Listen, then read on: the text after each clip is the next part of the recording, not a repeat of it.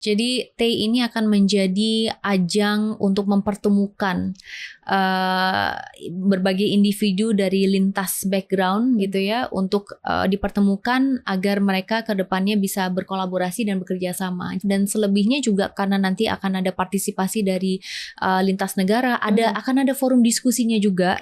Gitu. Jadi itu menarik bagi teman-teman yang ingin lebih mengetahui gitu ya tentang perdagangan global dan dunia.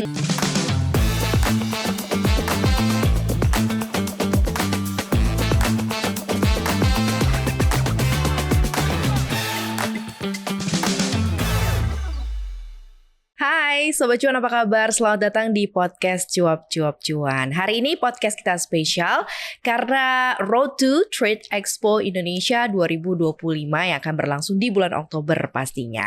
Nah, kita akan lebih spesial berbincang seperti apa sih perdagangan Indonesia, nilainya, produk-produknya, dan sejauh mana sebenarnya potensi Indonesia untuk bisa dapat tempat di negara lain begitu ya, dan porsi yang sebenarnya bisa mencuri perhatian gitu ya, untuk bisa kita kembangkan dari kekayaan tanah air kita ini. Nah, makanya langsung saja bersama dengan saya Maria Katarina kita ngobrol-ngobrol bersama dengan Wakil Menteri Perdagangan Ibu Diah Roro Esti yang sudah hadir. Halo Ibu Diah, apa kabar? Mbak Maria. Very well, terima Very kasih. well, sehat. Gimana kabarnya Mbak Maria? Sangat excited. Sangat seneng karena ketemu sama Ibu Diah Roro tuh yang dengan positive vibes gitu ya. Jadi kita pengen ngobrol apalagi soal Indonesia gitu ya. Mungkin mau say hi dulu sama Sobat Cuan. Tentunya, gimana kabarnya Sobat Cuan? Semoga sehat selalu. Amin, pastinya. Kita mau ngobrol nih soal masalah ekspor Indonesia. Kita mulai dari perdagangan global saat ini kan lagi banyak banget tantangannya ya, Bu Diah Roro ya. Mulai dari ada geopolitik, ada perang tarif, isu keberlanjutan dan lain sebagainya. Nah, sebenarnya dilihat dari kondisi ini, Kementerian Perdagangan membaca peta perdagangan dunia saat ini seperti apa sih, dan strategi positioning Indonesia nih seperti apa nih? Ya, jadi terima kasih Mbak Maria. Memang tidak mudah ya kondisi geopolitik saat ini gitu. Apalagi kita melihat bahwa ada ketegangan perdagangan antara beberapa negara, misalnya let's say Amerika dengan China dalam hal ini gitu ya. Lalu kemudian perang yang terjadi yang sampai sekarang pun belum selesai antara Palestina dan Israel gitu. Walaupun alhamdulillah kemarin juga ada a spark of hope ketika Pak Prabowo juga menyampaikan speech-nya di dalam UN General Assembly. Nah, mudah-mudahan ini bisa menjadi masa depan yang baik lah untuk kedua negara. Tapi di samping itu juga tentu banyak sekali tension yang terjadi di dunia. Namun Indonesia tentu dengan positioning-nya sebagai non-block country. Jadi kita non-block dan berupaya untuk tetap mempertahankan bahkan memperbaiki hubungan bilateral kita dengan negara-negara di dunia, dan ini menjadi positioning power kita juga gitu di mata global. Nah, maka dengan pendekatan negara Indonesia seperti ini, lalu kemudian walaupun di tengah kita semua tahu tarif Amerika Serikat gitu ya yang diberlakukan ke Indonesia, dengan Indonesia sekarang berada di kisaran 19%, salah satu terendah di kawasan ASEAN gitu. Tapi ya di sisi lain kita berupaya untuk bagaimana kita mengedepankan juga trade diversification. Dan kita melakukan ekspansi dari portfolio ekspor kita, baik itu untuk conventional trade partners maupun yang non konvensional.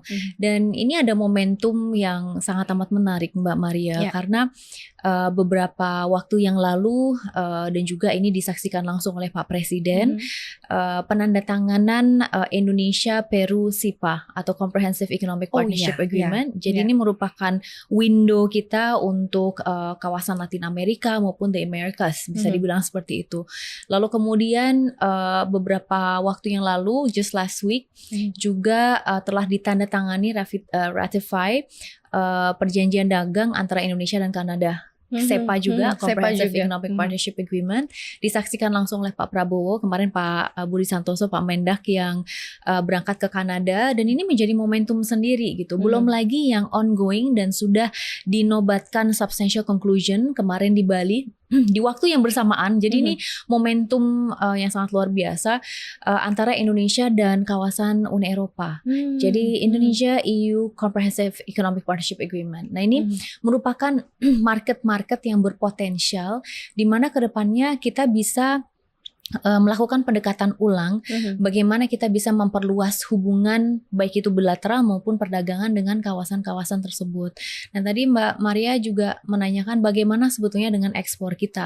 Jadi kalau secara garis besar memang negara Indonesia itu positioning perdagangan kita dengan dunia itu surplus, dan surplus ini kita pertahankan selama 63 bulan berturut-turut. Jadi ini sebuah prestasi yang harus kita akui dan berharap bisa seterusnya seperti ini kan, seperti itu ya. Jadi kalau kita membandingkan surplus perdagangan kita antara bulan Januari hingga Juli tahun 2025 ini dibandingkan dengan 2024 di tahun yang sama, ada peningkatan. Jadi kalau untuk periode ini kita berada di kisaran 23,65 miliar US dollars untuk surplus perdagangannya, sedangkan tahun lalu di waktu yang sama kita berada di 16,25 miliar US dollars. So we are doing better than we were before.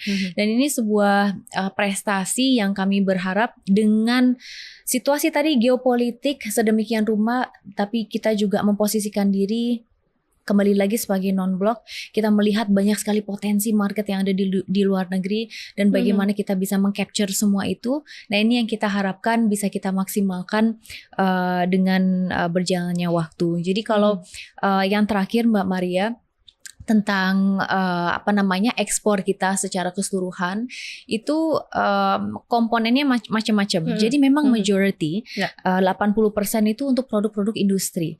Nah, produk industri ini kalau kita itu, kalau saya baca datanya itu selalu bacanya ada alas kaki. Jadi footwear is one of our specialties.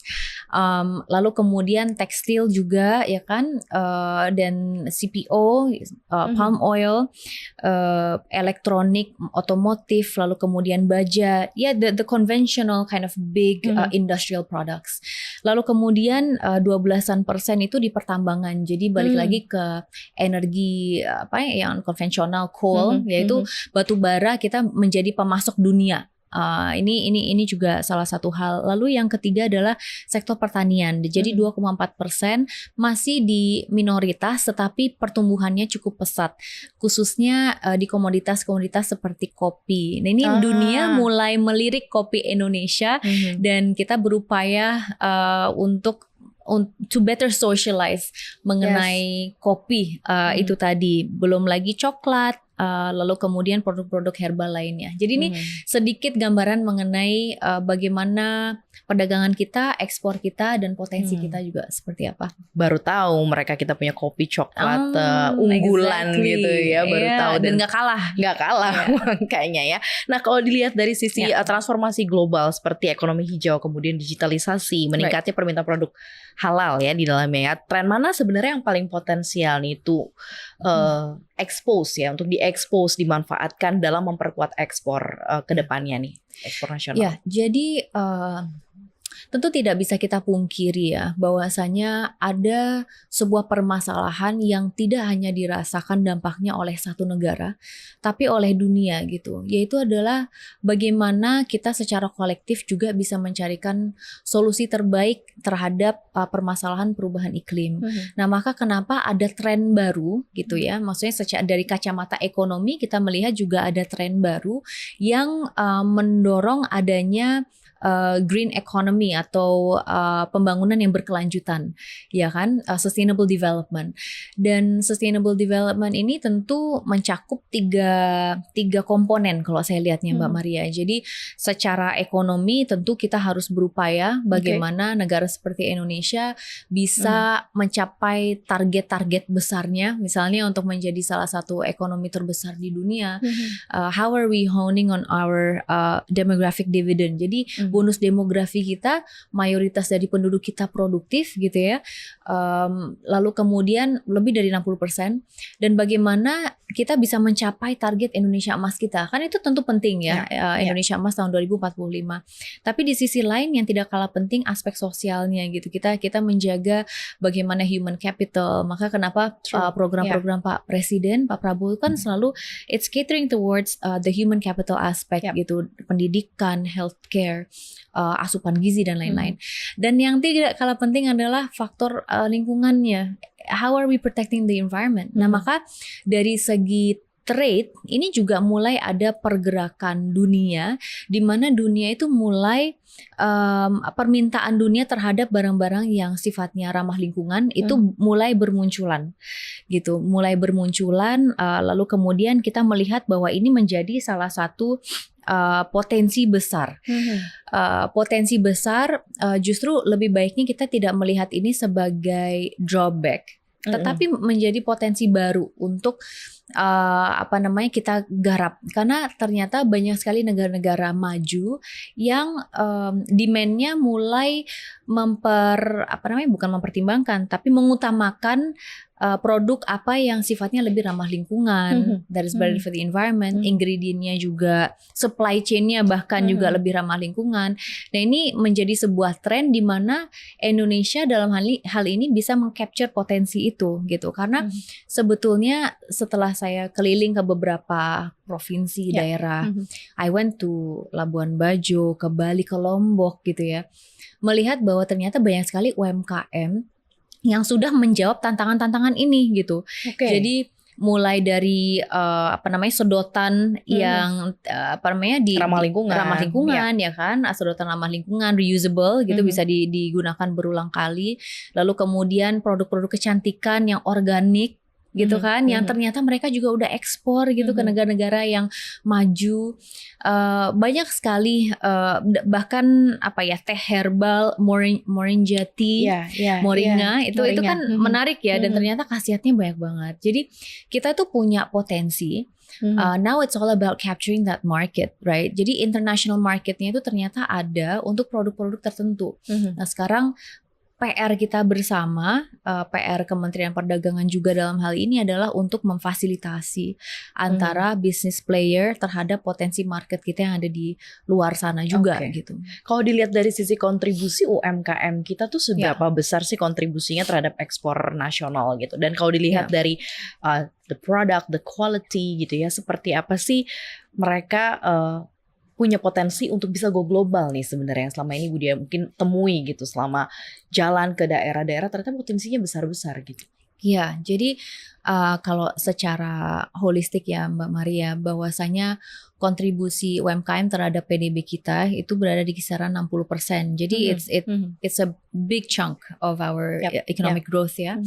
Lalu kemudian yang menarik juga ternyata 4% dari pelaku usaha UMKM adalah perempuan. Jadi ternyata banyak sekali gitu women business players yang terlibat di sini, dan yang sejatinya harus kita selalu empower gitu agar mereka bisa selalu berkontribusi.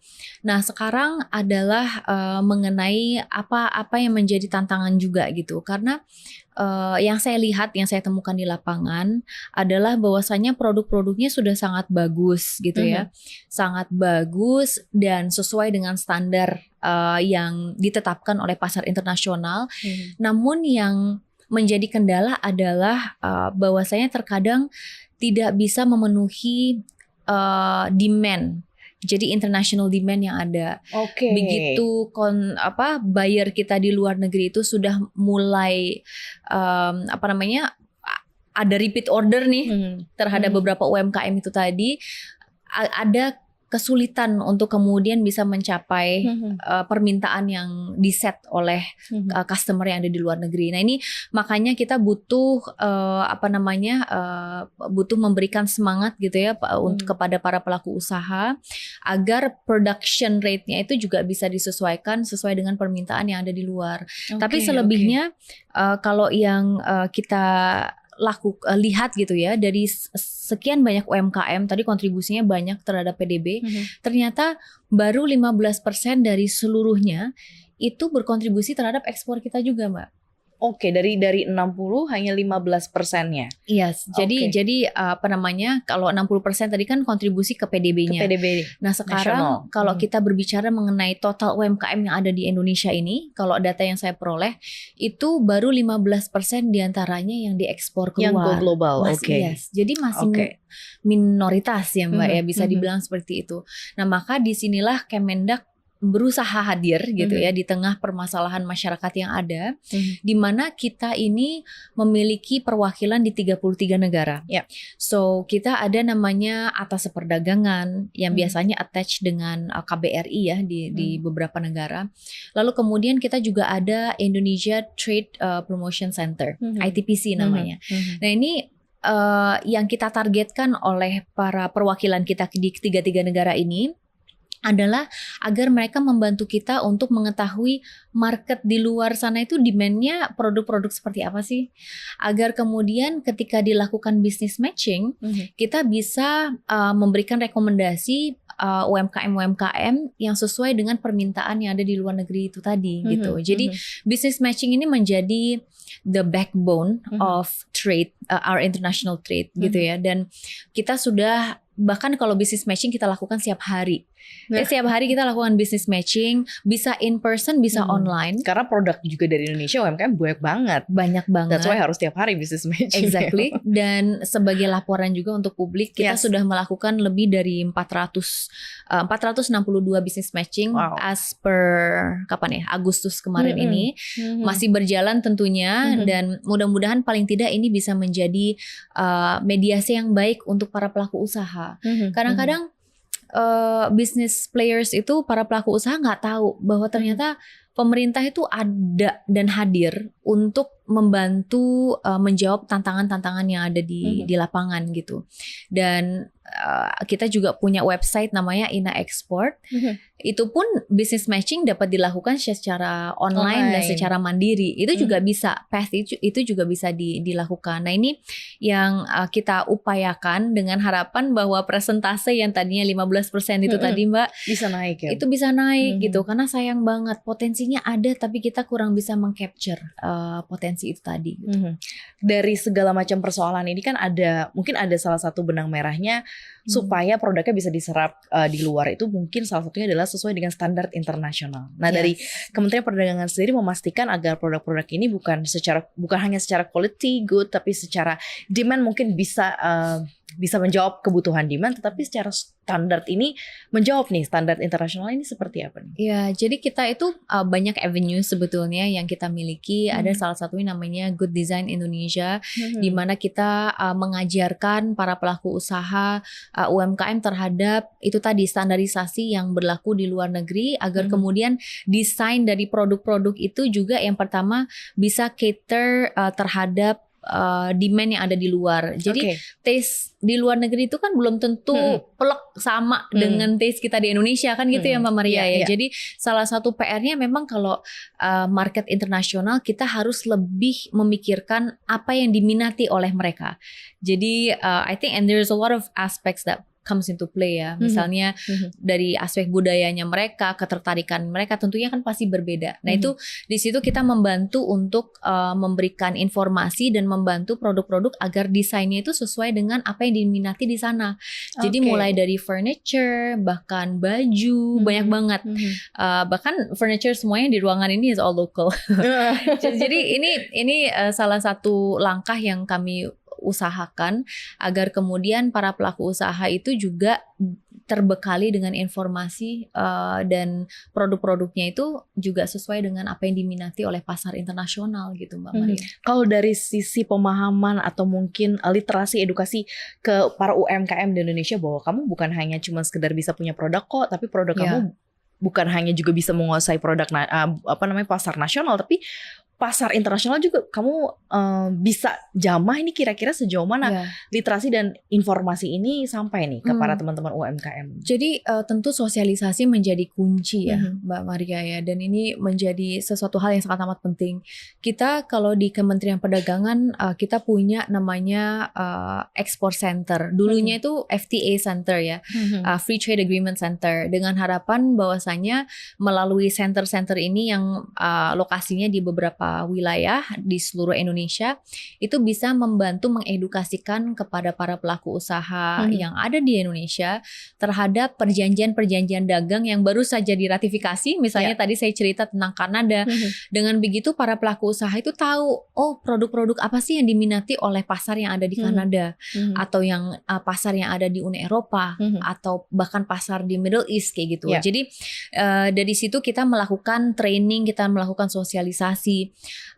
Namun yang tidak kalah penting adalah tentunya bagaimana ke depannya kita juga mendorong kerjasama yang konkret gitu dengan lintas instansi yang ada, mungkin asosiasi, perhimpunan gitu ya, yang selama ini juga membina berbagai macam UMKM agar sosialisasi itu bisa selalu tersampaikan dengan baik.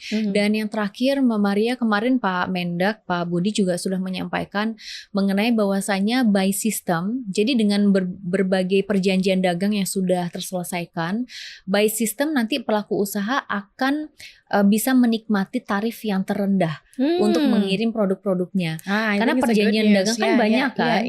Nanti by system dia akan secara otomatis memilih tarif yang terendah agar tidak membebani para pelaku usaha untuk mengirim produknya keluar gitu. So it's not as costly, you know. Jadi ini terobosan-terobosan yang kita sedang lakukan, dan tentu kita akan selalu terbuka untuk melakukan kerjasama karena untuk sosialisasi nggak mungkin kita kerja sendiri juga sih Mbak Maria. Mungkin itu salah satu pendampingan dari UMKM bisa ekspor itu kali ya. Sejauh itu sampai dengan nanti produknya bisa terserap di luar, ada pendampingannya juga yang dilakukan oleh Kementerian Perdagangan ya.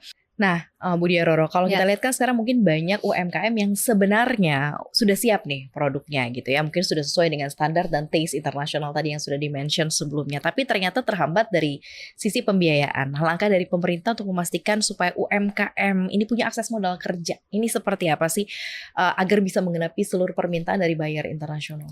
Jadi ada beberapa hal yang sudah kita lakukan. Yang pertama, ini di awal-awal saya menjabat sebagai Wakil Menteri Perdagangan, dan Pak Prabowo, Pak Presiden tuh selalu mendorong bagaimana kita yang berada di kabinetnya beliau itu selalu berkoordinasi, berkolaborasi dengan satu sama lain. Jadi lintas kementerian itu wajib harus berkomunikasi dan harus bersinergi gitu. Nah, menyambut apa yang sudah menjadi amanah dari beliau itu, waktu itu kita mendorong sebuah kerjasama antara Kementerian Perdagangan dengan Kementerian BUMN. Dan di situ kenapa kita menganggapnya sangat penting, karena BUMN ini, beberapa BUMN yang ada di seluruh Indonesia ini membina UMKM juga gitu. Jadi memang ada banyak sekali hal yang kita saling overlapping. Nah, mengingat mengenai hal itu, kita dari situlah melihat bahwa ada potensi kerjasama nih dari segi pembinaan, pembiayaan gitu ya, agar kemudian para UMKM itu bisa berangkat untuk menghadiri pameran-pameran yang ada di luar negeri. They can take part in that. Nah, itu kan funding itu juga bisa diperoleh melalui avenue seperti itu gitu. Nah, ini yang harapannya ke depannya bisa kita maksimalkan juga bentuk kerjasama kita dengan kementerian-kementerian terkait. Lalu kemudian kita juga ada kolaborasi kerjasama dengan Kementerian Keuangan melalui pendanaan yang khusus memang ditujukan untuk UMKM yang bertujuan untuk mengekspor gitu. Jadi itu juga ada funding mechanism yang kita lalui, tentu melalui kurasi ya. Yang penting adalah kurasi yang kita nilai bahwasanya produk itu betul-betul siap untuk go global, siap untuk ekspor, dan siap untuk memenuhi demand-nya yang tadi saya sampaikan itu, Mbak Maria. Jadi itu juga kita mempunyai avenue itu. Dan yang terakhir kita juga bersinergi dengan Kementerian Ekraf. Memang sifatnya bukan dari segi pendanaan, tapi lebih ke untuk membantu mengkurasi produk-produk yang siap ekspor. Karena di Ekraf ini mereka punya banyak sekali ini sih, maksudnya list of UMKM yang teruji lah intinya, dari segi desainnya juga bagus, lalu kemudian terbukti mereka bisa cater towards the international market. Jadi ini yang kita dorong dengan berbagai macam kerjasama ini, harapannya tentunya untuk bisa memberikan pelayanan yang terbaik untuk para pelaku usaha. Oke, berarti semuanya istilahnya dari sisi ekosistemnya nih udah dipersiapkan gitu ya. Karena memang Indonesia sangat kaya sekali dengan UMKM, produk-produknya juga banyak dan disukai juga oleh market internasional. Nah, kita mau ada event juga terkait Trade Expo Indonesia nih ya. Sebuah etalase promosi produk Indonesia ke dunia nih, Bu Dia Roro ya. Nih apa sih sebenarnya yang membuat TEI 2025 ini agak berbeda nih kalau compare to tahun-tahun sebelumnya? Jadi TEI ini merupakan event tahunan yang kami harapkan mampu gitu ya untuk to gather the potential buyers from the international market, lalu kemudian untuk bisa mengumpulkan para pelaku usahanya dari lintas background, lintas sektor gitu ya, dengan harapan bahwasanya kita bisa bukan hanya mencapai target ekspor kita, tetapi bisa ikut serta dalam mempromosikan produk-produk yang ada di Indonesia gitu. Dan TEI tahun ini insya Allah akan diselenggarakan tanggal 15 sampai 19 Oktober di ICE BSD. Jadi tadi apa Sobat Cuan ya? Sobat Cuan bagi yang mau datang, please do. Jadi ini formal invitation untuk semuanya agar bisa ikut serta meramaikan Trade Expo Indonesia tahun ini. Kebetulan mengusung tema Discover Indonesia's Excellence, Trade Beyond Boundaries. Dan nanti itu ada beberapa segmen. Jadi ada beberapa kategori, mulai dari food and beverages, lalu kemudian ada juga fashion, sektor jasa juga, jadi services, agricultural products, kembali lagi tuh banyak sekali, manufacturing. Tadi saya sampaikan kalau trade kita kan ekspornya banyak banget tuh, alas kaki, footwear, textile is also one of them, lalu kemudian otomotif, itu semua juga akan ada di pameran TEI ini. Terus belum lagi yang saya rasa menarik, and I'm personally quite excited about, is the lifestyle aspect. Jadi gabungan antara handicrafts, well-being products, terus juga fashion secara keseluruhan. Nah itu juga ada segmennya tuh di TEI. Nah harapannya ini tentunya kita berharap bisa berhasil gitu meng-capture demand internasional maupun nasional gitu ya. Dan kita tentu menargetkan nanti akan ada sekitar 1.500 eksibitor yang hadir, lalu kemudian juga dari 100 negara, lalu kemudian dengan target transaksi 16,5 miliar US dollars. Kalau misalnya lebih dari itu tentunya harapannya sih bisa lebih dari itu. Masuknya ke sana dari 16,5 dan memang catatannya di event-event TEI sebelumnya juga selalu mencatatkan transaksi yang juga cukup besar sih ya. Betul dan mudah-mudahan yang ini tercapai sampai di 16,5 I hope so. Tersebut gitu ya tadi ya. Nah kalau kita bicara dampak jangka panjang nih Bu Dia, bagaimana pemerintah melihat kontribusi TEI sebenarnya untuk peta ekspor Indonesia ke 5 tahun ke depan, plus juga apakah ini bisa jadi sebuah platform strategis untuk membangun ekosistem ekspor ya, berbisnis nilai tambah dan juga keberlanjutan. Nah ini yang paling penting ya, keberlanjutan itu. Jadi TEI ini menjadi momentum ya. Jadi momentum kita itu juga berusaha untuk meng-capture momentum yang ada melalui beberapa perjanjian dagang yang kebetulan juga selesai nih di tahun ini kan gitu. Selepas dari tentunya perjanjian dagang lainnya yang sudah berjalan hingga saat ini gitu ya. Dan salah satu cara untuk kita mengaktualisasikan beberapa trade agreements adalah untuk mengetahui dan bagaimana kita bisa meng-capture itu tadi international market atau untuk menggenjot ekspor kita ke depannya. Nah maka jangka panjangnya harapannya, karena nanti juga di TEI itu akan dilakukan business matching, itu juga akan terjadi di situ tentunya. Jadi harapannya yang pertama, kalau saya selalu bilang Mbak Maria, di dalam kesempatan yang saya miliki itu bahwasanya the heart of trade lies in the people-to-people relations, right? It's how we form these relationships. Jadi TEI ini akan menjadi ajang untuk mempertemukan berbagai individu dari lintas background gitu ya, untuk dipertemukan agar mereka ke depannya bisa berkolaborasi dan bekerja sama. Jadi ini ajang silaturahmi sebetulnya. Lalu kemudian di sisi lain juga harapannya berbagai macam perjanjian yang bisa dilakukan, MOU atau apa bentuk kerjasama.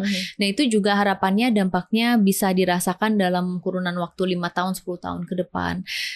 So this is the kind of target that we have, dan selebihnya juga karena nanti akan ada partisipasi dari lintas negara, akan ada forum diskusinya juga, gitu. Jadi itu menarik bagi teman-teman yang ingin lebih mengetahui gitu ya tentang perdagangan global dan dunia, itu juga akan ada. Nah itu knowledge sharing itu harapannya bisa menciptakan multiplier effect yang tentunya positif gitu. Dan yang terakhir harapannya juga melalui koneksi yang nantinya akan kita dapat, perdagangan kita secara keseluruhan, hubungan bilateral dengan lintas negara itu juga bisa semakin kuat ke depannya. Oke, ini terakhir pesan juga untuk para pelaku usaha Indonesia, calon buyer global juga, agar jangan sampai melewatkan Trade Expo Indonesia 2025.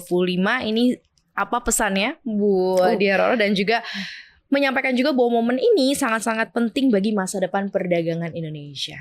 Apa nih message-nya? Mungkin untuk Sobat Cuan dan seluruh masyarakat yang menonton ini ya Mbak Maria, tentu kita mengundang teman-teman untuk hadir di Trade Expo Indonesia yang akan diselenggarakan di tanggal 15 hingga 19 Oktober 2025 ini. Banyak sekali yang bisa kalian dapat dari kegiatan ini, dan mudah-mudahan dengan semangat ini kita bisa memajukan bangsa tentunya. Pasti. Ya kan, memajukan bangsa dan bisa semakin semangat, khususnya untuk para pelaku usaha, karena this is your chance gitu untuk mendapatkan informasi, untuk bekerja sama, to secure some trade deals gitu ya, business deals, MOU signing, semuanya bisa dilakukan di ajang TEI tahun ini. Gak sabar rasanya untuk melihat bagaimana keseruan Trade Expo Indonesia 2025.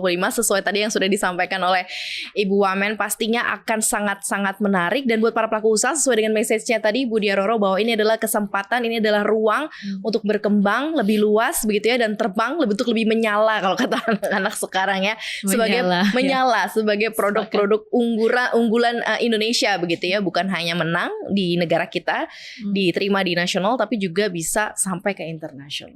Thank you so much. Thank you so for having us here. Terima kasih sekali atas waktunya dan juga sharingnya sangat-sangat inspiratif sekali. Terima kasih sekali lagi. Dan terima kasih juga Sobat Cuan sudah mendengarkan Cuap-Cuap Cuan di episode spesial Road to Trade Expo Indonesia 2025. Jangan lupa hadir di sana.